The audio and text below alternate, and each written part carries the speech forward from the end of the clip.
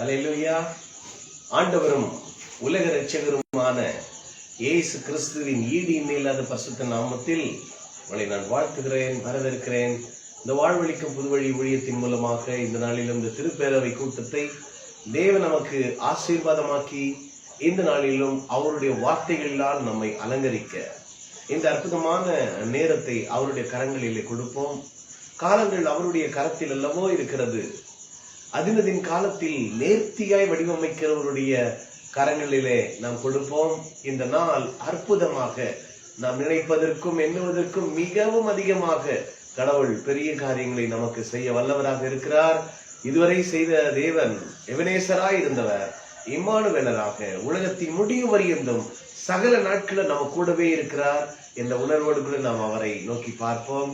இந்த நாளிலும் நாம் பாடுகிற பாடல்கள், தியானிக்கிற வேத பகுதிகள், ஜபங்கள் அனைத்தையும் தேவன் நமக்கு அனுகூலமாய் அவரோடு கூட இணைந்த ஐக்கியத்தை வெளிப்படுத்த தேவன் உடன்படிக்கை நினைவு கூறும் பொழுது உண்மையான அந்த உண்மையாகவும் அவரை தொழுது கொள்ளுகிறவர்கள் ஆவியோடும் உண்மையோடு தொழுது கொள்ள வேண்டும் என்ற வார்த்தை நம்மளை நிறைவேற நாம் அவரை நோக்கி பார்ப்போம்.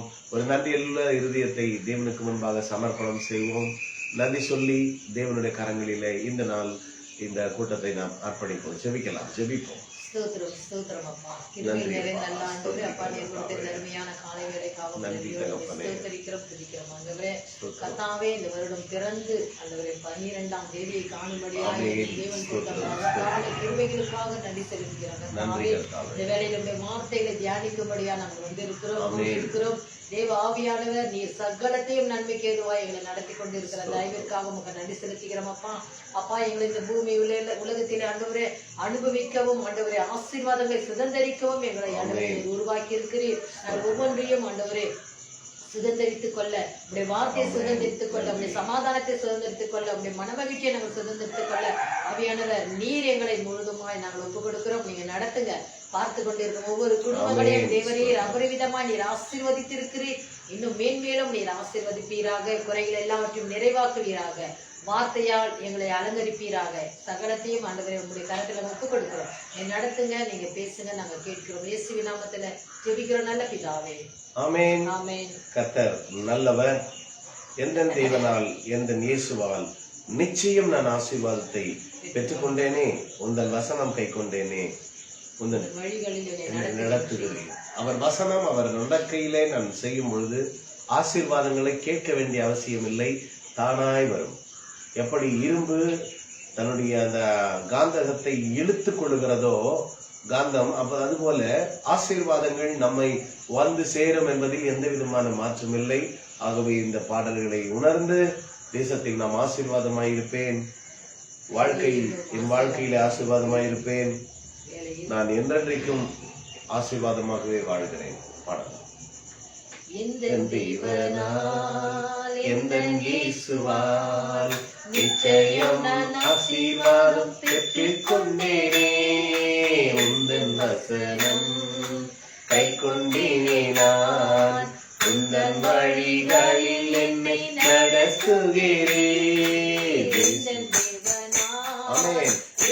இயேசுவால் நிச்சயம் நான் ஆசீர்வாதம் பெற்றுக் கொண்டேனே, உந்தன் வசனம் கை கொண்டேனே, நான் உந்தன் வழிகளில் என்னை நடத்துகிறேன். தேசத்தில் நான் ஆசீர்வாதமாய் வாழ்கிறேன், வேலையிலும் ஆசீர்வாதமாக செய்கிறேன். தேசத்தில் நான் ஆசீர்வாதமாய் வாழ்கிறேன், வேலையிலும் ஆசீர்வாதமாய் செய்கிறேன். என் வீட்டில் ஆகார குறைவில்லையே, தேவைகள் அனைத்தும் நிறைவானதே. எந்தன் தேவனால் எந்தன் இயேசுவால் நிச்சயம் நான் ஆசீர்வாதம் பெற்றுக் கொண்டேனே, உந்தன் வசனம் கை கொண்டேனே, நான் உந்தன் வழிகளில் என்னை நடத்துகிறேன். வாழ்க்கை துணையும் என் பிள்ளைகளும் எந்தன் சம்பத்தும் ஆசீர்வாதம் ஆசீர்வாதமானதே. வாழ்க்கை துணையும் என் பிள்ளைகளும் எந்தன் சம்பத்தும் ஆசீர்வாதமானதே. என் வேலை ஆரோக்கியம் தெய்வ கிருபையே.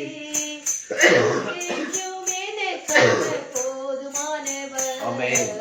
எந்தன் தேவனால் எந்தன் இயேசுவால் ஆசீர்வாதம் பெற்று கொண்டேனே. உந்தன் வசனம் கை கொண்டேனே. நான் உந்தன் வழிகளில் என்னை நடக்குகிறேன். இனி என்றும் கடன் வாங்க விடமாட்டீர். கொடுக்கவே செய்கின்றேன். இனி என்றும் கடன் வாங்க விடமாட்டீர். கொடுக்கவே செய்தோங்க செய்கின்றேன். உயர்வடைந்தேன் உந்தன் வாழ்க்கையிலே. உன்னதங்களில் என்னை உயர்த்தி விட்டேன். எந்தன் தேவனாய் ஆமென். இன்றையம் நான் ஆசீர்வாதம் பெற்றுக் கொண்டேனே. உந்தன் வசனம் கை கொண்டேனே. நான் உந்தன் வழிகளில் என்னை நடத்துகிறேன். கர்த்தர் தன்னுடைய பலனை நமக்கு தந்திருக்கிறார். என்னை பலப்படுத்துகிற கிறிஸ்துவாலே எல்லாவற்றையும் செய்ய எனக்கு பலன் உண்டு. வாழ்க்கை துணையும் என் பிள்ளைகளும் எந்த சம்பத்தும் ஆசீர்வாதமானது. ஏண்டா கல்யாணம் பண்ண, ஏண்டா பிள்ளைங்களை பெத்த இன்னைக்கு நிறைய பேர் நினைக்கிறீங்க. ஆனாலும் கர்த்தர் உங்க வாழ்க்கையில உங்கள் சம்பத்தை பெருக செய்வார். உங்கள் பிள்ளைகளின் செல்வங்கள், உங்கள் வீடுகளின் ஆஸ்திகள் எல்லாம் கர்த்தரால் நமக்கு கொடுக்கப்பட்டிருக்கிறது. பூமியை தமக்கென்று தன்னுடைய பிள்ளைகளுக்கு என்று தீர்மானிக்கப்பட்ட எல்லைகளை குறித்து அவைகளிலே இருக்கும்படி அவர் செய்கிறவராக இருக்கிறார். ஆகவே இன்னொரு முறை அந்த ஒரு சரணத்தை மட்டும் நாம் பாடி தெய்வ நாமத்தை நாம் மகிமைப்படுத்தலாம். கர்த்தர் ஒவ்வொரு நாளும் ஆண்டவருடைய கிருபைகள் புதியவைகளாக இருக்கிறது. நாம் பாடுவோம். வாழ்க்கையிலே எதை நாம் நினைக்கிறோமோ அதை பாடலாக பாட வேண்டும். பாடும் பொழுது அவைகள் அறிக்கையாக மாறுகிறது. அவைகள் நமக்கு அது சொந்தமாக மாறும். ஆகவே இல்லாதவர்கள் இருப்பது போல பாட வேண்டும். ஏனென்றால் வேதம் சொல்லுகிறது, நம் தேவன் எப்படிப்பட்டவர், இல்லாதவைகளை இருக்கிறவைகள் போல பேர் சொல்லி அழைக்கிற தேவன். அதனால பாடுவோம். வாழ்க்கை துணையும் என் பிள்ளைகளும் எந்த சம்பத்தும் ஆசீர்வாதமானதே.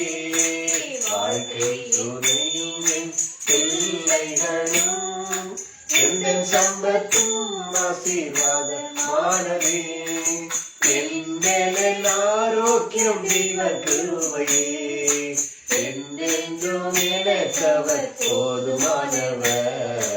எந்தன் தேவனால் எந்தன் இயேசுவால் நிச்சயம் நான் ஆசீர்வாதம் பெற்றுக் கொண்டேனே. கை கொண்டேனே. நான் உந்தன் வழிகளில் என்னை நடத்துகிறேன். இந்த நாளிலும் ஆண்டவர் அவருடைய வார்த்தைகளை நம்ம நடத்த நாம் அவரை நோக்கி பார்ப்போம். நம்ம எப்பொழுதும் சொல்லி வருகிற சபத்தை நாம் எல்லோரும் சேர்ந்தே நாம் சொல்லுவோம். என்னுடைய கர்த்தராகிய இயேசு கிறிஸ்துவின் தேவனும் மகிமையின் பிதாவுமானவரே, உம்மை நாங்கள் அறிந்து கொள்வதற்கான ஞானத்தையும் தெளிவளிக்கிற ஆவியை தந்திருக்க வேண்டும் என்றும், நீர் எங்களை அழைத்ததினாலே எங்களுக்கு உண்டாயிருக்கிற நம்பிக்கை என்னதென்றும், பரிசுத்த வாழ்வத்திலே உமக்கு உண்டாயிருக்கிற சுதந்திரத்தினுடைய மகிமையின் ஐஸ்வர்யம் உள்ளதென்றும், கிறிஸ்துவை மரித்தோடு எழுப்பி அவரிடத்தில் நடப்பித்த பலத்த சத்துவத்தின் வல்லமையின்படியே விசுவாசிக்கிறவர்களாகிய எங்களிடத்தில் காண்பிக்கும் உடைய வல்லமையின் மகா மேன்மையான மகத்துவம் உள்ளது என்று நாங்கள் அறியும்படிக்கு நீர் எங்களுக்கு பிரகாசமுள்ள மனக்கண்களை கொடுக்க வேண்டும் என்று வேண்டிக் கொள்கிறேன். அதிகாரத்துக்கும் வல்லமைக்கும் கர்த்தத்துவத்திற்கும் உண்மையில் மாத்திரமல்ல மறுமையிலும் எதிர்க்கும் எல்லா நாமத்துக்கும் மேலா இயேசு வேந்தனுக்கத்தக்கதாக இயேசு கிறிஸ்துவை உன்னதங்களிலே உடைய வலதுபார்சத்தில் உட்காரும்படி செய்து எல்லாவற்றினுடைய பாதங்களுக்கு கீழ்ப்படுத்தி எல்லாவற்றையும் எல்லாவற்றாலும் நிரப்புகிறவருடைய நிறைவாகிய சரீரமாகிய சபைக்கு இயேசுவை எல்லாவற்றுக்கும் மேலாக தலையாக தந்தருளினீரே உமக்கு ஸ்தோத்திரம்.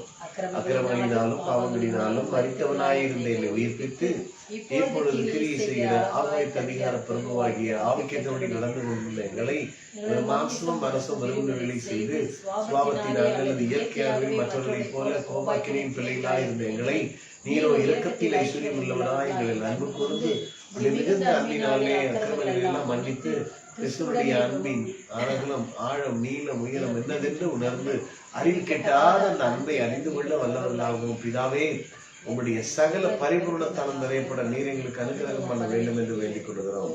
பரலோகத்திலும் மூலகத்திலும் உள்ள குடும்பத்திற்கு நாமக்காரராய் இருக்கிற எங்கள் கர்த்தராகிய இயேசு கிறிஸ்துவின் பிதாவே வல்லமை பலப்படவும் கிறிஸ்துவின் இதயங்கள் வசமாயிருக்கும் நிலைவற்றுள்ளாகி பரிசுத்தவானோடு கூட கிறிஸ்துவனுடைய அன்பின் அகலம் ஆழம் நீளம் உயரம் என்னதென்று உணர்ந்து அறிவு கெட்டாத அந்த அன்பை அறிந்து கொள்ள வல்லவர்களாகவும் நீர் எங்களுக்கு கிருபை செய்ய வேண்டும் என்று நாங்கள் வேண்டிக் கொள்கிறோம். நாங்கள் எல்லா ஞானத்தோடும் ஆவிக்குரிய விவேகத்தோடும் உடைய சித்தத்தை அறிகிற அறிவினால் நிரப்பப்படவும் சகல விதமான நற்கிரிகளும் ஆகிய கனிகளை தந்து உண்மை அறிகிற அறிவிலை விருத்தி அடைந்து உமக்கு பிரியமுண்டாக உமக்கு பாத்திராய் நடந்து கொள்ளவும் சந்தோஷத்தோடு கூடிய எல்லா பொறுமையும் நீடிய சாத்தம் உண்டாவதற்கு மகிழ்ச்சியான ஒரு வல்லமையின்படி எல்லா வல்லமையாலும் பலப்படுத்தப்படவும் எங்களுக்கு அனுக்கிரகம் பண்ண வேண்டும் என்று வேண்டிக் கொள்கிறோம். நாங்கள் நினைக்கிறதற்கும் எண்ணுவதற்கும் மிகவும் அதிகமாய் எங்களுக்குள்ளே கிரியை செய்கிற பரிசுத்தாவின் வல்லமையின்படியே எங்களுக்கு செய்ய வல்லவராகி உமக்கு சபையிலே கிறிஸ்து நிமித்தம் தலைமுறைகளுக்கும் சதா காலங்களிலும் மகிமை உண்டாவதாக.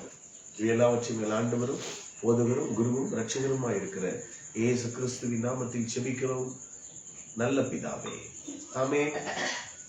கர்த்தர் நல்லவர். நல்ல வார்த்தைகளை நான் தியானிப்போம். இப்பொழுதும் கர்த்தருடைய வார்த்தையை வந்தேன்.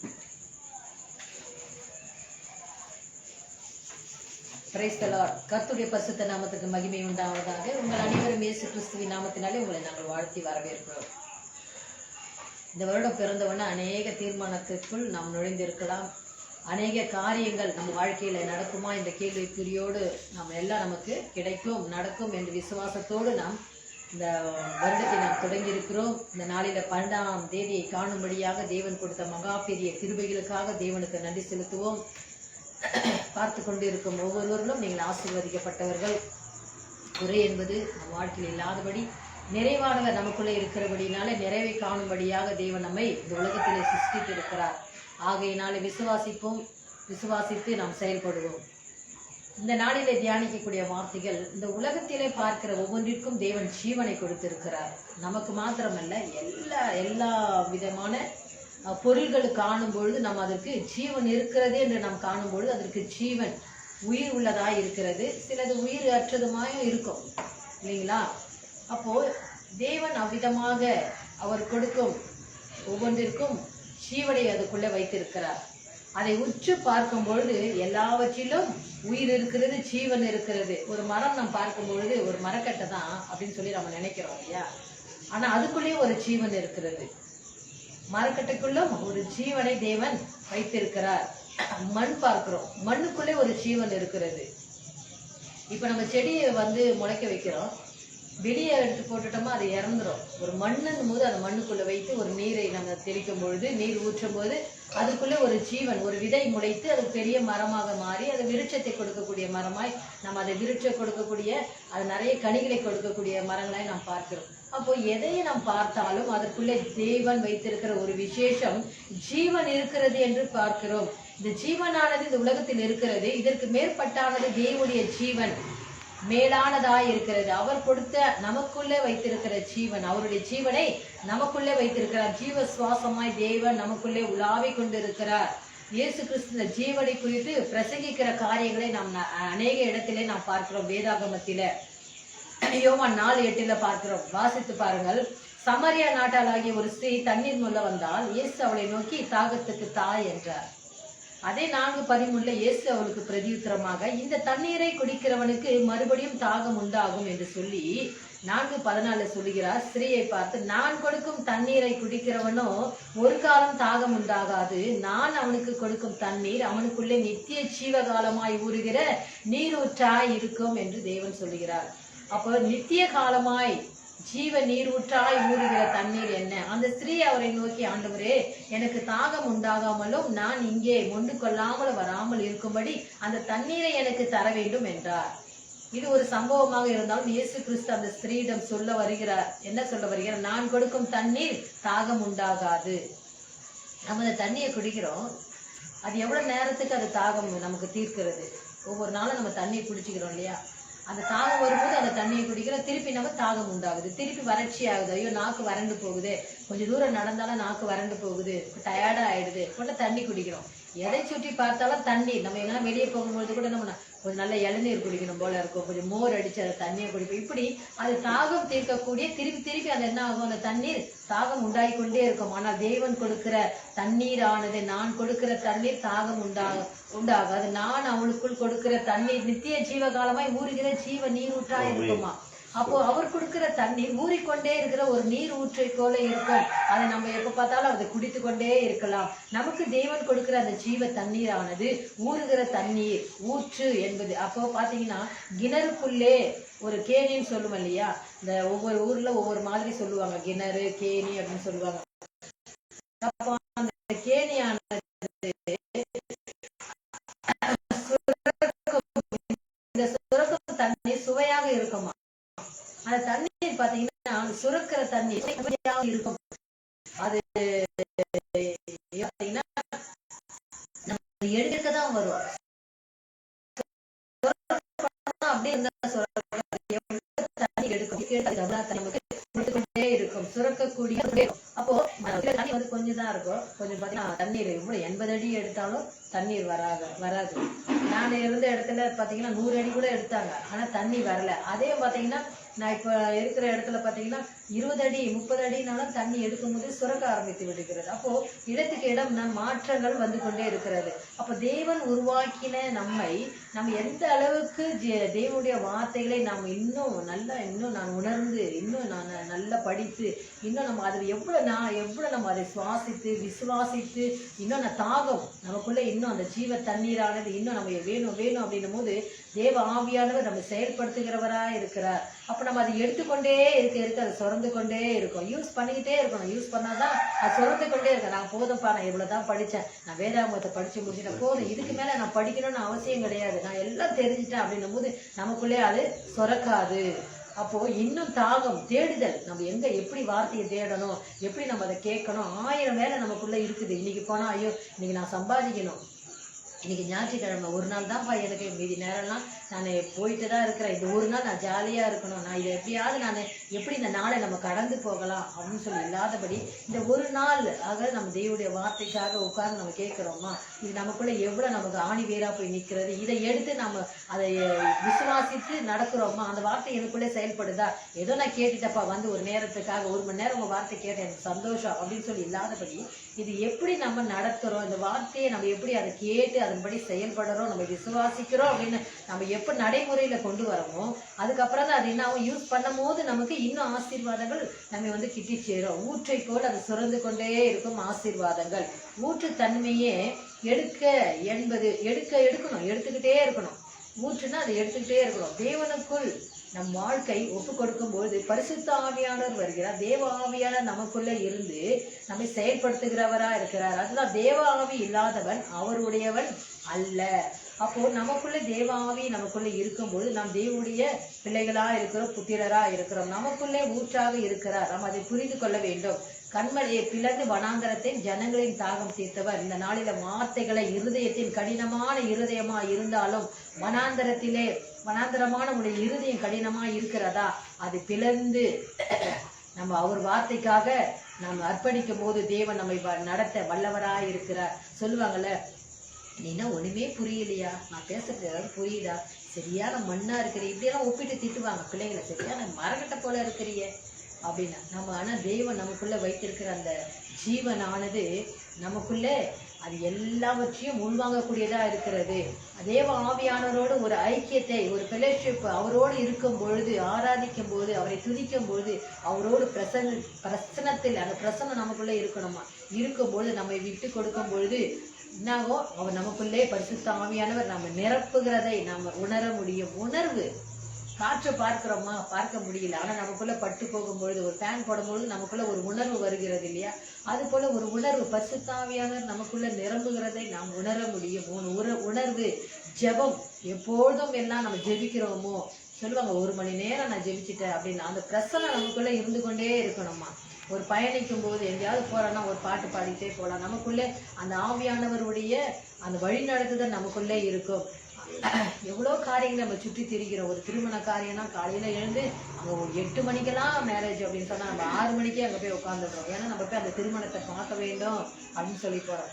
எல்லா விஷயங்களிலும் ஒரு இடத்துக்கு நம்ம போறோம், நம்ம வர சொல்லி இருக்கிறாங்க அப்படின்னு சொன்னா நம்ம முன்கூட்டியே ஆயத்தமா போயிடுறோம். ஏன்னா நமக்கு லேட்டா போனா அது நல்லா இருக்காது. நம்ம முன்னாடியே போய் அந்த இடத்துல ஆயத்தமா இருக்கணும் அப்படின்னு சொல்லி நேரத்தை எவ்விதமாலாம் நம்ம செலவிட வேண்டுமோ என்று நாம் நினைத்து அதை செலவிட நினைக்கிறோம். ஆனால் நம் தேவனுக்காக நம்முடைய வார்த்தைக்காக உட்கார்ந்து நம்ம அவரை நேசிக்கிறோமா? நம்ம எந்த அளவுக்கு ஒரு இடத்த நம்ம தேடி போறோம்னா, ஒரு பலவீனமா இருந்தாலும் சுகவீனமா இருந்தாலும் நம்ம எந்த அளவுக்கு அங்கே போறோமோ நம்முடைய அன்பை அங்கே வெளிப்படுத்துறோம். அவரை நேசிக்கிறதுனால நம்ம முதல்ல நம்ம போறோம் இல்லையா? ஐயோ அவங்க உடம்பு சரியில்லையா கேள்விப்பட்டோம்ப்பா, முதல்ல அங்கே போனோம். அவங்க இறந்துட்டாங்க, அவங்க உறவினர், அவங்க நமக்கு தெரிஞ்சவங்க ரொம்ப நெருக்கமானவங்க இறந்துட்டாங்க. நம்ம என்ன பண்றோம்? உடனே அங்கே போறோம், நம்ம அன்பை வெளிக்காட்டுறோம். அதுக்காக தான் நாங்கள் போறோம் இல்லையா? ஒரு வேலை சூழ்நிலை இல்லாத சமயத்துல கூட நம்ம போக முடியாமல் இருக்கலாம். ஆனாலும் அதுக்கப்புறமா ஒரு ஃபோன் பண்ணி கேட்கறதோ அவங்கள விசாரிக்கிறதோ ஏதோ ஒரு தொடர்பு அவங்களுக்குள்ள வைத்திருக்கிறோம் என்றால் அவங்களை நேசிக்கிற அந்த எண்ணங்களை நம்ம வெளிப்படுத்துற காரியமா இருக்கும். அதே போல தேவனை நாம் நேசிக்கிறோம் என்றால் நமக்கு எந்த வேலை இருந்தாலும் சரி அதை தூக்கி போட்டு அந்த நிமிஷத்துல நம்ம அந்த இடத்துல உட்கார்ந்து அவரை துதிக்க ஆரம்பிப்போம். அப்போ அவரை நம்ம அதுக்காக நான் நேசிக்கலையா அப்படின்னு சொல்லிட்டு நம்ம படுத்துட்டு இருந்தோம், மற்ற காரியங்களை செஞ்சா நான் நேசிக்கிறேன்னு சொன்னா அது செயல்பட்டு வராது. அப்ப எந்த அளவுக்கு அவரோடு இருக்கிறோம்னு சொன்னா நம்ம செயல் கிரியைகளிலே நாம் காட்ட வேண்டியதா இருக்கிறது. அப்போ தேவன் கொடுத்த எல்லா காரியங்களும் நினைத்து நாம் நன்றி சொல்லிக்கொண்டே இருக்க வேண்டும். ஆண்டவரே நீர் கொடுத்த அந்த வீட்டிற்காக, அப்பா நீ கொடுத்த அந்த உறவுகளுக்காக. இப்ப எங்களுக்கு ஆன்லைன்ல நாங்க இதை பேசும்பொழுது அநேக உறவுகள் எங்களை தொடர்பு கொள்கிறது. அதை தான் நாங்கள் உணர்றோம். நேர்ல பாக்குறோமோ நம்ம விசாரிக்கிறோமோ, ஒருத்தர் ரொம்ப தூரத்துல இருக்கிறாரு, அவர் துபாயில இருக்கிறாரு, அங்கேருந்து எங்களால் அவரை போய் பார்க்க முடியாது, அவர் எங்களை சந்திக்க முடியாது. ஆனா இந்த ஃபேஸ்புக் மூலியமா எங்களுடைய வார்த்தையை நாங்க பேசும்போது இந்த வார்த்தைகளை கேட்டு அவர் எங்களோட ஷேர் பண்றாரு, எங்களோட பேசுகிறாரு, அவர் குரல்களை நாங்க கேட்கிறோம். இப்படியாக தேவன் இப்படிப்பட்ட ஸ்லாக்கியத்தை கொடுத்திருக்கிறார் என்று நாங்கள் கேட்கும்போது அது சந்தோஷமா இருக்கிறது. அதுக்காக தேவனுக்கு நன்றி சொல்லிருக்கிறோம். ஆண்டவரே எங்களுக்கு இப்படி ஒரு உறவுகளை கொடுத்திருக்கிறீர், ஒரு சகோதரரை கொடுத்திருக்கிறீர், தாய்களை கொடுத்திருக்கிறீர், தகப்பன்மார்களை கொடுத்திருக்கிறீர், எங்களோடு பேசக்கூடிய அந்த ஸ்லாக்கியத்தை கொடுத்திருக்கிறீங்க. அவங்களுக்கு இந்த உறவுகளை கொடுத்ததுக்காக தேவனுக்கு நாங்கள் நன்றி செலுத்துறோம், அவர்களுக்காக நாங்கள் ஜெபிக்கிறோம். அப்போ இதெல்லாம் நினைக்கும் போது நமக்கு தேவனுக்கு இந்த ஆண்டில நம்ம நன்றி சொல்லிக்கொண்டே இருக்கணும். போன ஆண்டுல சில இழப்புகள் இருந்திருக்கலாம், ஆனாலும் இந்த ஆண்டிலே தேவன் இன்னும் மனமகிழ்ச்சியா நம்ம வைப்பார். இழந்துகள் போனது அது போகட்டும். ஆனா தேவன் நமக்கு கொடுக்கிற ஆசீர்வாதங்களை, நமக்கு கொடுக்கிற புது உறவுகள் அநேகமா இருக்கிறது. இவர்களாம் புதுப்பிக்கத்தக்கதாக தேவன் கொடுத்திருக்கிறார் என்று நாம் நன்றி சொல்ல வேண்டும். அதனால தேவன் நமக்கு படைத்த நோக்கமே நீங்கள் ஆண்டு அனுபவிகள் என்று சகரியா 13:1 வாசிக்கிறோம். அந்நாளிலே பாவத்தையும் அழுக்கையும் நீக்க தாவீதின் குடும்பத்தாருக்கு எருசலேம் குடிகளுக்கும் திறக்கப்பட்ட ஒரு ஊற்று உண்டாயிருக்கும். பழைய ஏற்பாட்டுல தான் செய்த பாவத்திற்கு ஏதோ ஆடு மாடு புறா இப்படி எல்லாரும் பலி செலுத்தினாங்க. ஆனா இன்று பாவம் செய்து இருக்கிறார்கள். ஐயோ என்னை குற்றப்படுத்துதே, எனக்கு பாவம் செய்துட்டுன்னே எப்படி சொல்றாங்க. ஆனா இயேசு கிறிஸ்து அதற்காகத்தான் உனக்குள் இருக்கிற பரிசுத்த ஆவியானவர் ஒவ்வொரு நாளும் சுத்திகரித்து கொண்டே இருக்கிறாரா. நம்ம போய் மாடை வெட்டணும், நம்ம புறாவை வெட்டணும், நம்ம அந்த ஆடுகளை வெட்டி பலி செலுத்தணும் அப்படின்ற இல்லாத அதெல்லாம் மாத்திட்டு தேவன் இந்த நாள்ல நமக்கு சில விஷயங்கள் நம்ம பேசிக்கிறோம், சில ஒரு தப்பு செய்யறோம் போது நமக்குள்ளே ஒரு குற்ற உணர்வு நம்மளை குற்றப்படுத்தி கொண்டே இருக்குமா பாருங்க. எப்ப பார்த்தாலும் ஐயோ நம்ம இதை செஞ்சிட்டோமே அப்படின்னு. அதுதான் நம்மளை கைட் பண்றாரு ஆண்டவர். நம்ம தப்பிதங்களை நம்ம உணர்த்துகிறவரா இருக்கிறார். அப்போ இப்படிப்பட்ட காரியங்களை தேவன் இந்த இடத்திலே நமக்கு நடத்தி கொண்டு இருக்கிறார்.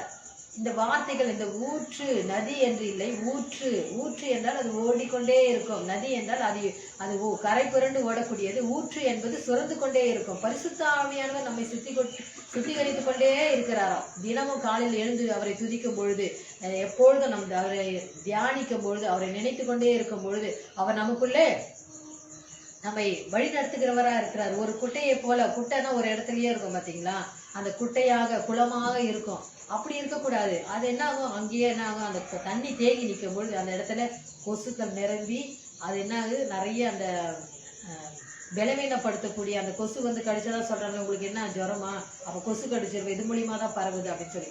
அப்போ அந்த குட்டைகளா இருக்கும்போது அதுல அழுக்கு குப்பைகள் எல்லாம் சேர்ந்து சேர்ந்து அதில் கிருமியை உண்டாக்கி கொண்டே இருக்கும். ஆனால் தேவனுடைய அது போல இல்லாதபடி சுரந்து கொள்ளக்கூடிய எப்பொழுது பரிசுத்த ஆவியானவரின் துணை கொண்டு நாம் செயல்படுத்த வேண்டும். தேவன் நம்மை முற்றிலுமாய் நம்ம நடத்த வல்லவராய் இருக்கிறார். நம்முடைய கண்கள், நம்முடைய கால்கள், நம்முடைய வாய், காதுகள் இவைகளை பரிசுத்தமாக வைத்துக் கொள்ளணும்.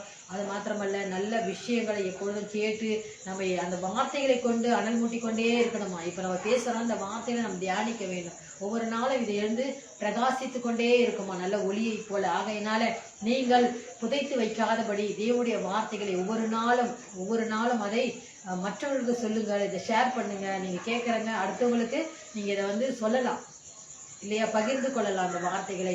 அப்படி பண்ணும்போது இதுவும் ஒரு ஊழியம் தான். ஆகையினால நீங்க பார்த்து கொண்டு இருக்கும் ஒவ்வொருவரும் நீங்கள் ஆசீர்வதிக்கப்பட்டவர்கள். மற்றவர்களுக்கு இந்த ஊழியத்தை குறித்து நீங்கள் சொல்லுங்கள். இந்த வருடத்திலே புது புது காரியங்களை நாம் பார்க்கலாம். ஆசீர்வாதமாக நாம் இருப்போம். இதில் எந்த விதமான சந்தேகமும் இல்லை. வார்த்தை பிடித்துக் கொள்ளுங்கள், சுடர்களை போல பிரகாசிங்க. ஆமென். வார்த்தை ஜீவ தண்ணீர், ஊறுகிற ஊற்றாய் நமக்குள்ளே இருக்கிற ஆவியானவர். ஆகவே ஆண்டவரை நாம் நினைத்து ஒரு சரணத்தை பாடி அடுத்த செய்திக்கு நாம் கடந்து செல்வோம். ஜீவ தண்ணீராம் எந்த நல்ல கர்த்தரே, ஜீவ ஊற்றினால் என்னை நிறைத்திடுமே. ஜீவ தண்ணீராம் எந்த நல்ல கர்த்தரே, ஜீவ ஊற்றினால் என்னை நிறைத்திடுமே. காணி தந்திட நான் செழித்தோங்கிட, காணி தந்திட நான் செழித்தோங்கிட, கர்த்தரின் கரத்தால் நித்தம் கனம் பெற்றிட, கர்த்தரின் கரத்தால் நித்தம் கனம் பெற்றிட. ஊற்று தண்ணீரே எந்த தேவாவியே, ஜீவநதியே என்னை பொங்கி பொங்கி வா. ஊற்று தண்ணீரே எந்த தேவாவியே, ஜீவநதியே என்னை பொங்கி பொங்கி வா. கண்மலையை புகழ்ந்து வனாந்தரத்திலே கற்பாறைகளை நீரூற்றுகளாய் மாற்றுகின்ற தேவன் நம்முடைய தேவன். சாதாரணமான வாழ்க்கை கிடையாதுங்க. கஷ்டமா இருக்குதுங்க, பாரமா இருக்குதுங்க, தாங்க முடியலங்க, அவர் மேல் வைத்து விடுங்கள். அவர் உங்களுக்கு ஆறுதலும் தேறுதலும் இளைப்பாறுதலையும் கொடுக்கிறவராக இருக்கிறார். வருத்தப்பட்டு பாரம் சுமக்கிறவர்களே, நீங்கள் எல்லாரும் என்னிடத்தில் வாருங்கள், நான் உங்களுக்கு இளைப்பாறுதலை தருவேன் என்று சொன்ன ஆண்டவருடைய இளைப்பாறுதல் ஒவ்வொருவரையும் ஆள்வதாக. நாம் அடுத்த செய்திக்கு நாம் கடந்து நம் மத்தியில கர்த்தருடைய வார்த்தை.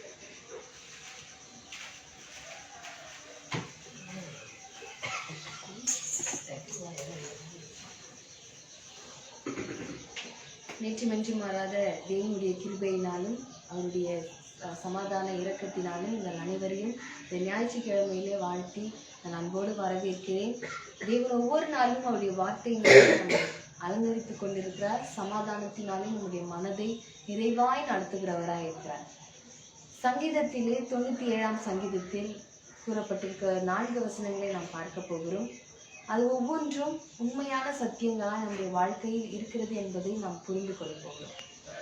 சூழ்நிலைகள் எல்லாமே நமக்கு சாதகமாய் மாற்றிக்கொண்டேதான் இருக்கின்றது. ஆனால் அதை காண பொறுமை இல்லாததினால் நம்ம என்ன செய்து விடுகிறோம்னா, அது நமக்கு சூழ்நிலை சரியா இல்லை அவ்வளவுதான் அப்படின்னு நம்ம போறோம். ஆனா சரியான நேரத்திலே அது நிகழ்ந்து கண்டிப்பாக நிறைவேறும் என்பதை நாம் புரிந்து கொண்டால் அந்த பொறுமையும் அந்த நிதானமும் எல்லா காரியங்களும் நமக்கு எப்பொழுதும் துணை நின்று எல்லா சூழ்நிலையிலும் நம்மை ஜெயிக்க வைக்கும் என்பது உண்மையானது. அது வேதத்தின் மூலமாக நாம் பார்க்கலாம். சங்கீதம் 97ஆம் அதிகாரம் வசனம் 1. கர்த்தர் ராஜரீகம் பண்ணுகிறார், பூமி பூரிப்பாகி திரளான தீவுகள் மகிழ கடவது. ஸோ ஒரு ராஜாங்கம், ஒரு அரசாங்கம் அப்படின்னு சொல்லும் பொழுது அந்த இடத்திலே மகிழ்ச்சி என்பது இருக்க வேண்டும். ஒரு நாட்டை அரசாள்பவர்களால் அந்த நாட்டிற்கு மகிமை உண்டாக வேண்டும், மகிழும் அந்த ஜனங்கள் அனைவரும் மகிழ்கிறவர்களாய் இருக்க வேண்டும். ஸோ அப்ப எப்படிப்பட்ட அந்த ராஜரீகம் அங்கு இருக்கின்றது? மக்களுக்கு சாதகமாக, அவருடைய வளர்ச்சிக்கு ஏதுவாக, அனைவருக்கும் சமமான ஒரு காரியங்களை கொடுக்கும் வகையிலே அந்த ராஜரீகம் இருந்தால்தான் அந்த அரசாங்கம் என்ன செய்யும்? அது மென்மேலும் உயரும், மக்களும் அதில் மகிழ்வார்கள். இங்கு கர்த்தருடைய ராஜரீகத்திலே ஜனங்கள், திரளான ஜனங்கள், தீவுகள் என்ன பண்ணுதா? மகிழ கடவுது. மேகமும் மந்தாரமும் அவரை சூழ்ந்திருக்கிறது, நீதியும் நியாயமும் அவருடைய சிங்காசனத்தின் ஆதாரம். இப்போ எப்படின்னா, நமக்கு பிடிச்சவங்க வந்து நமக்கு டீச் பண்ண நமக்கு பிடிக்கும். நமக்கு பிடிச்சவங்க வந்து நமக்கு சொல்லி கொடுத்தா நம்ம என்ன பண்ணுவோம்? அதை ஹாப்பியாக எடுத்துப்போம், அவங்க சொல்றதை செய்வோம். அதே காரியத்தை வேற யாருன்னா சொன்னாங்கன்னா நம்ம என்ன பண்ண மாட்டோம்? அந்த அளவுக்கு இன்ட்ரெஸ்ட் காட்ட மாட்டோம். அது போல நம் தேவன் நம்மை ஆள்கிறவரா இருக்க, நம்முடைய வாழ்க்கைக்கு அவரே ராஜரீகம் பண்ணுகிறவரா இருக்கு. அப்ப அவர் நம்ம வாழ்க்கையை அரசாளும் பொழுது கண்டிப்பாக நம் உள்ளத்திலும் நம்முடைய குடும்பத்திலும் மகிழ்ச்சி என்பது நிலைத்திருக்கும். இரண்டாவதாக, அவரிடத்தில் சிங்காசனத்தில் நியாயமும் நீதியும் எப்பொழுதும் இருக்கிறது. நாம் எப்பொழுதும் நியாயம் நீதி உடையவரோடு இருக்கும்போது நாம எப்படி இருக்கணும்? ரைச்சியஸா இருக்கணும், ரைட்டா நடந்துக்கணும். கடந்த நாட்கள்ல பாத்தீங்கன்னா பசங்க வந்து பார்த்தா நிறைய பொய் சொல்லுவாங்க இல்லையா? ஜென்ரலா பொய் சொல்லலாம். அப்போ ஒரு பொண்ணுகிட்ட நான் பார்த்து கேட்கும்போது, நீ பொய் சொல்லிருவியா? நீ எப்பவும் பொய் சொல்லுவியா இல்லை உண்மையா நடந்துப்பியா அப்படின்னு கேட்கும்போது அவ யோசிச்சு சொல்றா, யாருதான் மேம் பொய் சொல்லாம இருப்பா? எல்லாரும் தானே பொய் சொல்லுவாங்க அப்படின்னு சொல்லிட்டு. அப்போ பொய் சொல்லாமன்னா எல்லாரும் பொய் சொல்றாங்கன்ட்டு நீ பொய் சொல்லிட்டே இருப்பியா? அது காமன் தானே அப்படின்னு சொல்லி அது காமனாகவே வந்து அவங்க பாக்குறாங்க. அவங்களுக்கு தெரியல, சின்னதா நம்ம சின்ன சின்ன விஷயங்கள் எதுக்கு தேவையோ அதுக்கு மட்டும் உண்மை சொன்னா போதும், மற்ற எல்லாத்துக்கும் நம்ம பொய் சொல்லிக்கலாம், அவ்வளவு அவசியம் கிடையாது, உண்மை சொல்லி நடக்கணும், நம்ம பொய் சொல்லிட்டு போயிட்டே இருக்கலாம் அப்படின்னு சொல்றாங்க. ஆனா அது அல்ல இல்லையா? வாழ்க்கையிலே நம்ம இப்பொழுதும் சிறு காரியத்தில் நாம் உண்மையா இருந்தால், வேதத்தில் சொல்லி இருக்கிறது, சின்ன விஷயத்துல உண்மையா இருந்தா உன்னை பெரிய காரியங்களுக்கு உனக்கு ராஜாவாக நான் வைப்பேன். அப்போ நம் முன்னேறி போவதற்கு நமக்கு எது தேவைப்படுகிறது? உண்மை என்பது, நீதி என்பது, நியாயம் என்பது நம்முடைய வாழ்க்கையிலும் நம்முடைய வார்த்தையிலும் தேவைப்படுகிறதா இருக்குது, நம்முடைய செயலிலும் அது தேவைப்படுகிறதா இருக்கிறது. ஒரு சின்ன விஷயத்திலிருந்து நாம் பொய் சொல்ல ஆரம்பித்தால் அது எவ்வளவு பேர் பழகி பழகி என்ன பண்ணும்? ஒரு பெரிய மலையாக மாறிவிடும். ஆனால் சின்ன காரியத்திலிருந்து நாம் உண்மையாய் நடந்து, உண்மையாய் பேசி, உண்மையாய் எண்ணங்கள் நாம் செயல்படும் பொழுது கண்டிப்பாக நம்முடைய வாழ்க்கையில பெரிய உயரத்தை நாம் தொடும்போது அதிலும் நாம் உண்மையாக தான் இருப்போம். ஏனென்றால் நம்முடைய தேவன் எப்படிப்பட்ட? அவரிடத்திலே நீதியும் இருக்கிறது, நியாயமும் இருக்கிறது. மூன்றாவதாக, அக்கினி அவருக்கு முன் சென்று சுற்றிலும் இருக்கிற அவருடைய சத்துருக்களை சுட்டெரிக்கின்றது. தேவன் அக்கினியா இருக்கிறார், அவர் பட்சிக்கிற அக்கினியா இருக்கிறார். அவர் பட்சிக்கிற அக்கினா ஐயோ நம்மளை வந்து சுட்டுடுவாரு, நம்மளை எரிச்சிடுவாரு அப்படின்னு நம்ம நினைக்கிறோம். இல்லை, அவருடைய மின்னல்கள் பூச்சகரத்தை பிரகாசிப்பிக்கிறது. பூமி அதை கண்டு அதிர்ந்தது. அவருடைய பிரசன்ஸ் இருக்கும் போது என்ன ஆகுமா? எல்லா இடமும் அதிரும். அவருடைய மின்னல்கள் பூச்சகரத்தை பிரகாசிப்பிக்கிறதா. தேவன் நம்மோடு இருக்கும்போது நம்முடைய வாழ்க்கைக்கு எதிராய் வரும் அனைத்தும் நடுங்கி ஓடி விடுகிறதா இருக்கிறது. ஏனென்றால் அவர் அவ்வளவு வல்லமை உள்ள, சர்வ வல்லமை உள்ள தேவன். கர்த்தரின் பிரசன்னத்தினால் பர்வதங்கள் மெழுகு போல் உருகிற்று. சர்வ பூமியினுடைய ஆண்டவரின் பிரசன்னத்தினாலே உருகி போயிடுச்சு. அது எதனால உருகி போயிடுச்சா? அவருடைய பிரசன்னத்தினால் பர்வதங்கள்லாம் மழை போல இருக்குது, எல்லாம் மெழுகு மாதிரி மாறிடுச்சு. ஏன்னா அவருடைய பிரசன்ஸ், அவருடைய இருப்பிடம், அவர் இருக்கிற இடத்திலே எவ்வளவு பெரிய பிரச்சனைகள், மழை போல பிரச்சனைகள் இருந்தாலும், மழை போல கஷ்டங்கள் இருந்தாலும், எனக்கு வந்து எதிரிகள் லிஸ்டா லைனா இருக்கிறாங்க அப்படின்னு இருந்தாலும், அது அனைத்தும் அவர் இருக்கும் இடத்தில், அவர் இருக்கும் அவருடைய பிரசன்னத்திலே அவை அனைத்தும் மெழுகு போல உருகி விடுகிறதா இருக்கிறது. நம் தேவன் நம் பக்கம் இருக்கிறார். அவர் நமக்குள்ளே இருக்கிறார், நம் மீது, நம்மோடு, நமக்குள்ளே ஒவ்வொரு நாளும் வாழ்ந்து கொண்டிருக்கிறார். அவர் நம்மோடு இருக்கிற வரை நம்மை ஒன்றும் சேதப்படுத்த முடியாது. அதான் தேவன் சொல்றான், நீங்க ஏன் என்னை வந்து நான் இல்லைன்னே நினைக்கிறேன், நீங்க தப்பு பண்ணா நான் தள்ளி போடல, நீங்க தான் தப்பு செய்து என்னை விட்டு விலகுகிறீர்கள். அப்போ அவர் நம்ம கூட இருக்க, அவர் நம்மளை விட்டு என்னைக்கும் போக மாட்டார். நம்ம கூட இருக்க, நம்முடைய பரிசுத்தமே நமக்குள்ளே இருக்கிறார். ஆனால் நாம் செய்யும் செயல்களினால், இப்ப நாங்க சொல்லியிருப்பதியா, அவரிடத்திலே நீதியும் நியாயமும் இருக்கிறது. அப்போ நீதி செய்கிறவர் நம்மோடு இருக்கிறாருன்னு சொல்லி நம்ம நினைக்கும் போது நம்மளால தப்பு செய்ய முடியும்? அநீதியான விஷயங்களை எப்படி நம்ம செய்ய முடியும்? அநியாயமான காரியங்களை எப்படி செய்ய முடியும்? அப்படியும் நாம் செய்ய முடிகிறது என்றால் நாம் அவரை விட்டு அவரை தள்ளி செல்லும் பொழுது, அவரை விட்டு நாம் விலகி செல்லும் பொழுதுதான் அநியாயக்கான காரியங்களுக்கு நாம் இடம் கொடுக்கிறவர்களா இருக்கிறோம். எதுவா இருந்தாலும் பாத்தீங்கன்னா நம்ம அலோவ் பண்ணாம எதுவும் நமக்குள்ள வரப்போறது கிடையாது. அப்ப நம்ம அலோவ் பண்ணும் போது என்ன ஆகுது? தேவனை விட்டுட்டு நாம அது கிட்ட போறோம். ஆனா தேவன் நம்மோடு தான் என்னைக்கும் இருக்கிறார். அவர் வேதனைப்பட்டு கொண்டுதான் இருக்கிறார். உங்களுக்கான நியாயங்கள் ஏன் புரிய மாட்டேங்குது? நிறைய பேர் பாத்தீங்கன்னா நம்ம சொன்னா புரியாது. சில அந்த சூழ்நிலை அவங்க அதை ஃபேஸ் பண்ணும்போது தான் அன்னைக்கே இவங்க சொன்னாங்களே அப்படின்னு தெரியும். ஸோ தேவன் நமக்கு ஒவ்வொரு நாளும் ஒரு ஆலோசகராக, அறிவுறுத்துகிற நியாயாதிபதியாக நம்மோடு இருந்து ஒவ்வொரு நாளும் நம்ம நடத்துகிறார். இப்பொழுதும் இந்த புது வருடத்திலே நம்ம அந்த முதல் மாதத்திலே நாம் கடந்து கொண்டிருக்கிறோம். இன்னும் பார்க்க வேண்டிய தூரம் வெகு தூரமாக இருக்கிறது. அது எல்லாவற்றையும் நம்ம எப்படி நம்ம அதை ஃபேஸ் பண்றோம்னு தெரிஞ்சுக்கணும். வாழ்க்கையிலே எல்லாமே நிகழ்ந்து கொண்டுதான் இருக்கிறது. ஆனால் அதோடு பயணிக்கிற நாம் எப்படி இருக்கிறோம் என்பதுதான் முக்கியம். மற்றவர்களை பார்த்து அப்படியாகவே வாழ வேண்டும் என்பது அல்ல. நம் தேவனை நோக்கி, நம்மை ஆளுகிற தேவன், என்னை அரசாளுகிற என் தேவன் எப்படிப்பட்டவரா இருக்கா? அவர் நீதி உள்ளவரா இருக்கா? அவர் நியாயாதிபதியாக இருக்கிறார். அவர் இருக்கிற பிரசனத்திலே, அவர் இருக்கும் இடத்திலே அவர் மலை போன்ற பிரச்சனைகள் உருகி மெழுகு போல போகின்றது.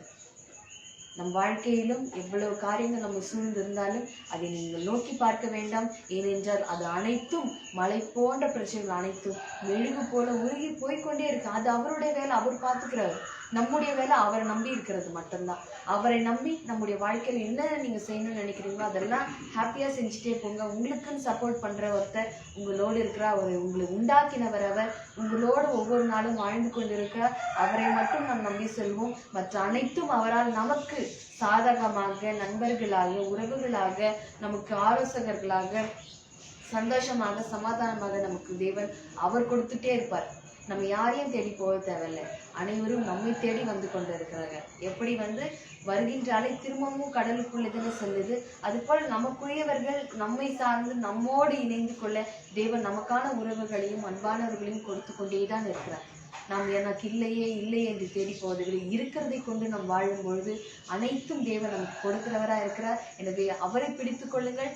நீதி உள்ளவர்களாய், நியாயாதிபதியாய் தேவன் அவரை போலவே உங்களையும் மாற்றியிருக்கிறார். நம்மை மாற்றி அவரோடு இணைத்திருக்கிறார். எனவே அந்த உறவிலே ஒவ்வொரு நாளும் நிலைத்திருந்து அற்புதமான வாழ்க்கை வாழ நீங்கள் அனைவரையும் கிறிஸ்துக்குள்ளாக அன்போடு வரவேற்கிறேன். நீங்கள் அனைவரும் ஆசீர்வதிக்கப்பட்டவர்கள். கர்த்தர் உங்களை அளவில்லாமல் ஆசீர்வதித்திருக்கிறார். ஒரு பாடலை மட்டும் நாம் பாடலாம்.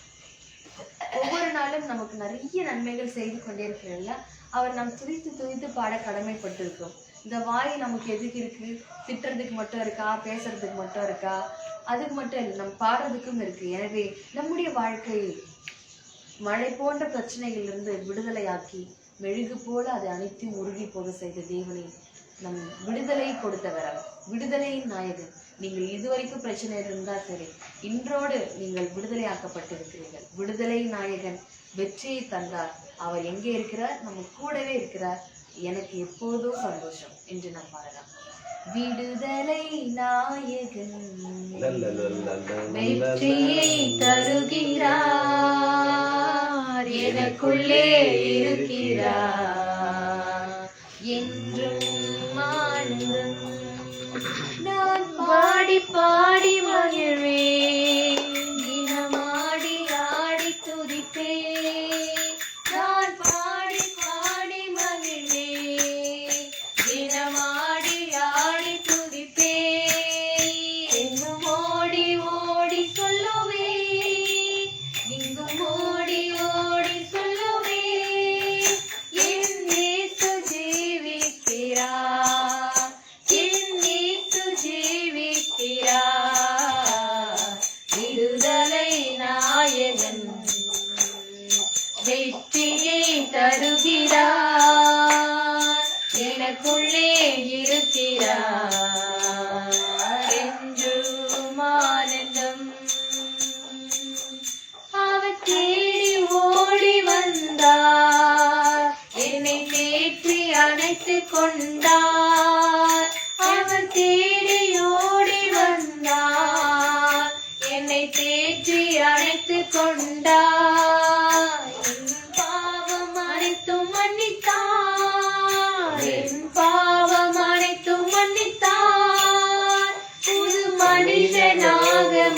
மாற்றினார், புது மனிதனாக மாற்றினார்.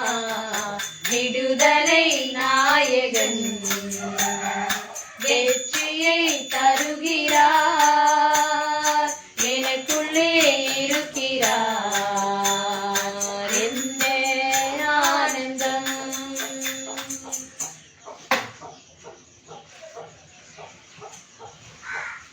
ஆண்டவருடைய பிரசன்னம் நம்மை வாழ வைக்கிறது. ஒவ்வொரு நாளும் நாம் பிழைத்திருக்கும்படிக்கு அவர் தன்னை கொடுத்தவராக இருக்கிறார். ஆகவே தேவனை நாம் சரியாக புரிந்து கொள்ளுவோம். ஒவ்வொரு நாளும் ஆண்டவருடைய கிருபைகள் புதியவைகளாகவே இருக்கிறது.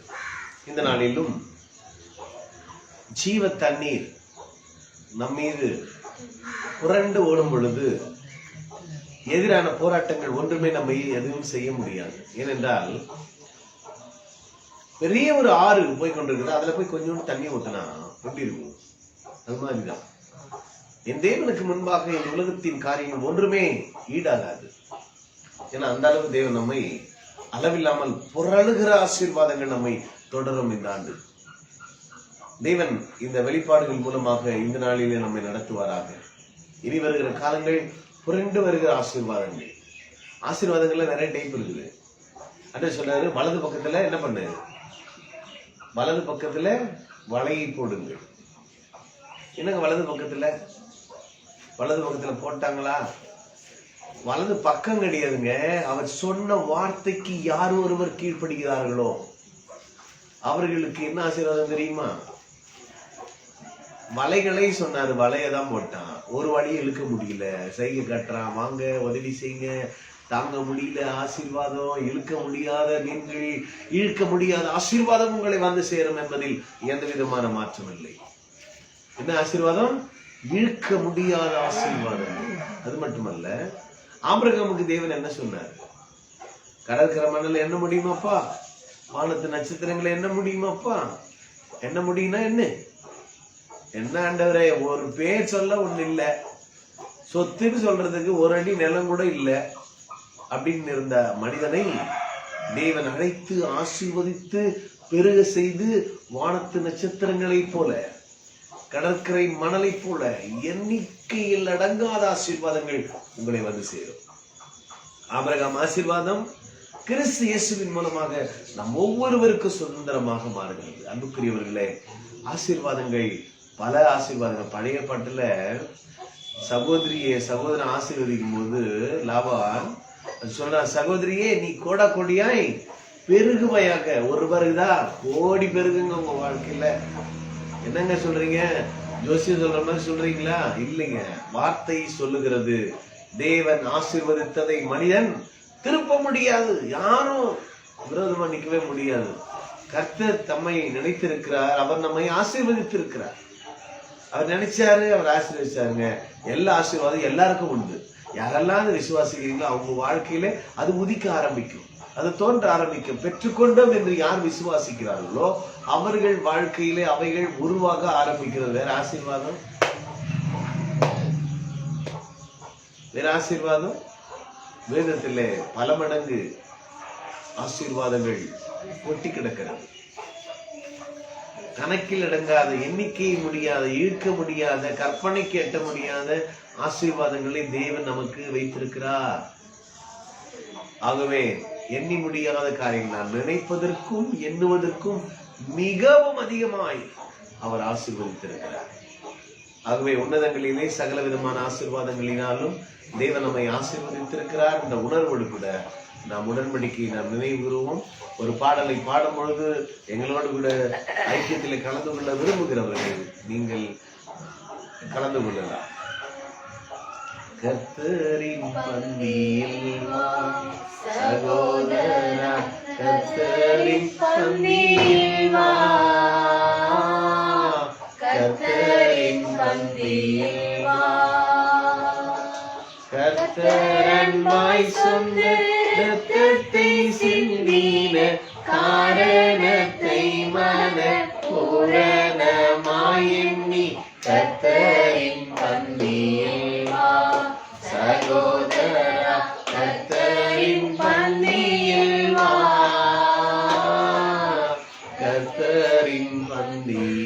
வா. ஆவேலின் இரத்தமல்ல நீ செய்த அநியாயத்தை சொல்ல, பாவமனங்களோ உனக்காய் பகிரப்பட்டதல்லோ. தேவகுமாரனின் ஜீவ அப்பத்தை நீ தின்று அவருடன் என்றும் பிழைத்திட கர்த்தரின் பந்தியில் வா. சகோதரா கர்த்தரின் பந்தியில் வா. கர்த்தரின் பந்தியில் வா. எனக்கு ஒப்புவித்ததை கர்த்தரிடத்தில் பெற்றுக்கொண்டேன். என்னவெனில் கர்த்தராகிய இயேசு கிறிஸ்து அவர் காட்டி கொடுக்கப்பட்ட அந்த ராத்திரியிலே அப்பத்தை எடுத்து ஸ்தோத்திரம் பண்ணி அதை பிட்டு சீடலுக்கு கொடுத்து, இதை வாங்கி புசியுங்கள், இது உங்களுக்காய் பிற்கப்படுகிற என்னுடைய சரீரமாய் இருக்கிறது, என்னை நினைவு கூறும்படி இதை செய்யுங்கள் என்றார். அவர் பிற்கப்பட்டார். 2000 ஆண்டுகளுக்கு முன்பாக இந்த உலகத்திலே அவதரித்த ஆண்டவராகிய இயேசு கிறிஸ்து மனிதருடைய பாவங்களை நீக்கும் கிருபாதார பலியாக, அவரே ஆசாரியர், அவரே பலிக்குரிய ஆடாக, இந்த உலகத்தின் பாவங்களை சுமந்து தீர்க்கிற தேவ ஆட்டுக்குட்டி என்று அடையாளம் காண்பித்த அந்த அடையாளத்தை நிறைவேற்றும்படியாக இதோ தேவன் தீர்மானிக்கப்பட்டபடி அந்த கல்வாரி சிலுவையில தன்னை முழுவதுமாக ஜீவனை கொடுத்து நம்மை எல்லாம் மீட்டார் என்பதை நாம் நினைவு கூறுவோம். இவைகள் நினைப்பதற்கு மட்டுமல்ல, என் வாழ்க்கையை என் சரீரத்திலே அவருடைய சரீரத்தோடு கூட இணைத்துக் கொள்ளுகிற ஒரு அனுபவம். அவர் மரித்தார், நானும் மரித்தேன்.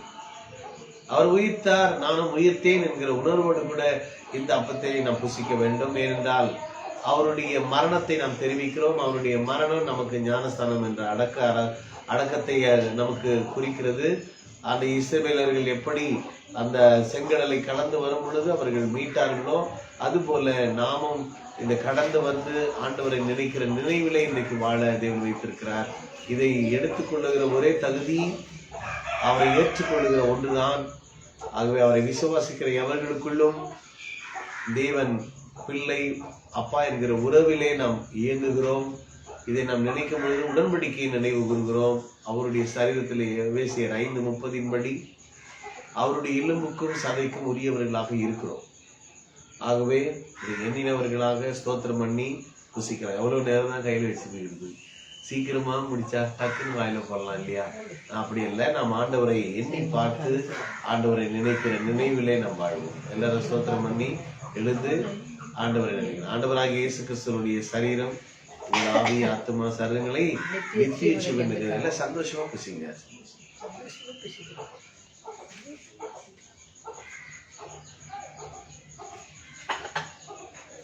அப்படியே அவர் ஆபஜனம் பண்ணின பின் ஸ்தோத்திரம் பண்ணி, இது வாங்கி பாருங்கள், இது உங்களுக்காய் சிந்தப்படுகிற புது உடன்படிக்கை ரத்தமா இருக்கிறது, என நினைவு கூறும்படி இதை செய்யுங்கள் என்றார்.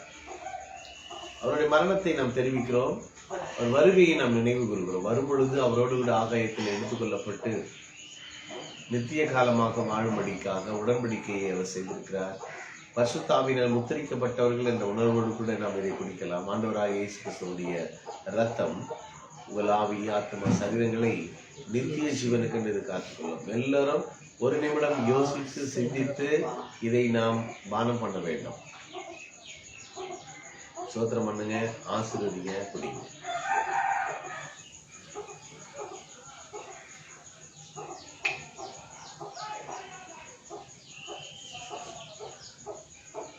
கர்த்தர் நல்லவர். இந்த நாளிலும் நம்மை அவருடைய பந்தியிலே அவருடைய வார்த்தையிலே நம்மை அலங்கரித்திருக்கிறார். அவரை நாம் நோக்கி பார்க்கும் செபிக்கலாம். சகல நன்மைகளுக்கும் முற்றுக்கும் உறைவிடமாய் இருக்கிற எங்கள் நல்ல பிதாவே, இந்த ஆசீர்வதிக்கப்பட்ட அற்புதமான அதிசயமான நாட்களுக்காக காலங்களுக்காக நன்றி சொல்லுகிறோம். தேவரீர் சகலத்தையும் புதிதாக்குகிறவர். இதோ நான் புதிய காரியங்களை செய்கிறேன், இப்பொழுதே அவைகள் உங்களுக்கு தோன்றும் என்று சொன்னீரே. என் ஜனங்கள் ஒருபோது வெட்கப்பட்டு போக மாட்டார்கள் என்று அறிவித்த ஆண்டவர், ஜீவ நதி எங்கள் உள்ளத்தில் இருந்து புறப்படுக செய்கிற தேவன். விசுவாசிக்கிற உள்ளத்திலே ஜீவ நதிகள் ஓடும் என்று சொன்னீரே. விசுவாசிக்கிற ஒவ்வொருவரையும் ஆண்டவரே உம்முடைய ஜீவ நதியால் உம்முடைய ஆசீர்வாதங்களால் நிரம்புவார்களாக.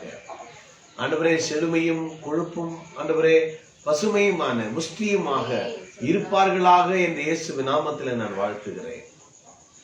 இந்த நாளிலும் தேவைகளோடு கூட ஆண்டவரே எனக்கு இது நடக்காதா, இந்த வேலை கிடைக்காதா, இந்த காரியம் இதற்காக எதிர்பார்த்து கொண்டிருக்கிறேனே, இந்த வெற்றி வராதா, என் வாழ்க்கையில தரித்திரம் மாறாதா என்கிற நிலையில் இருக்கிற ஒவ்வொருவரையும் இயேசுவின் நாமத்தில வார்த்தைகளை அனுப்புகிறோம். ஒவ்வொரு நாளும் வார்த்தை பிடித்து வாழ்க்கையில மிகப்பெரிய மாற்றங்களை காணட்டும். இன்னைக்கு பேசின ஆசீர்வாதத்தின் எல்லா வார்த்தைகளும் ஒவ்வொருவருக்கும் பலிப்பதாக என்று நாங்கள் பேசுகிறோம். ஆண்டவரே, நீர் இவைகளை செய்ததற்காக உம்மால் செய்யக்கூடாத காரியம் ஒன்றுமே இல்லை அப்பா. நீ சகலத்தையும் ஆண்டவரை நேர்த்திய அதிரதன் காலத்திலே செய்கிறவர். இந்த கரங்களை கொடுக்கிறோம். ஆண்டவரே, இன்னைக்கு எங்கெல்லாம் இந்த செய்திகள் இப்படி ஆண்டவரே கூடுகைகள் இருக்கிறதோ அங்கெல்லாம் உடைய பிரசன்னம் வெளிப்படும். ஒவ்வொருவரையும் பிள்ளைகள் ஆண்டவரை கூடி ஆராதிக்கின்ற வேளையில தேவனுடைய பிரசன்னத்தை உணர்வார்களா? உண்மையோடு கூட ஆண்டவரை தொழுது கொள்ளக்கூடிய கிருபைகளை எங்களுக்கு தந்தை நன்றி.